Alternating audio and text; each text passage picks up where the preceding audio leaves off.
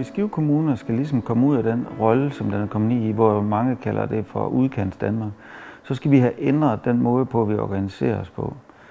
Jeg tror, at mange kommuner, eller også historisk set, så har mange kommuner lavet sådan, at de er sat til at lave myndighed, drift og service. Og det skal de ud af. De skal være meget mere udviklingsorienterede. Og det kan de gøre ved at starte en udviklingsproces op.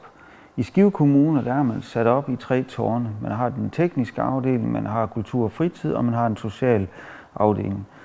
De afdelinger, der foregår der en vis form for udvikling i. Men hvis vi skal fremtidssikre Skive Kommune i at lave udvikling og lave noget mere innovation, så skal man bygge en ny organisation op, hvor man laver en innovations- og udviklingsafdeling. Og for at forklare, hvad der er forskellen på, at man bare laver udvikling, og man ikke laver innovation, det er, at udvikling, der bygger du videre på noget af det, du har. Og det er i og for sig også godt nok. Der kan man lave rigtig mange ting. Men hvis vi skal ud af den udkantsrolle, vi har, så skal vi lave innovation. Og innovation, det betyder, at man finder nye måder, metoder og rammer på at gøre nogle ting.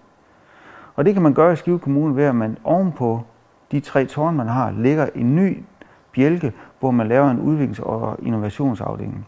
På den måde så har man en chance for at få Skive Kommune til at komme i front og fremtidssikre den måde, vi ligesom har vores organisation og vores Skive Kommune på.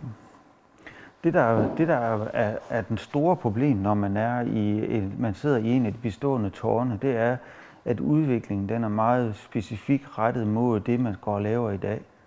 Man får ikke lavet innovation. Så hvis du laver en innovations- og udviklingsafdeling, hvor du giver nogle folk frie hænder til at gå ud og finde ud af, hvad der foregår og hvad der ikke foregår, så får du også de idéer ind, som gør, at man ikke altid drejer sig rundt om den samme problematik, som man har i den tårn eller den afdeling, man hører til.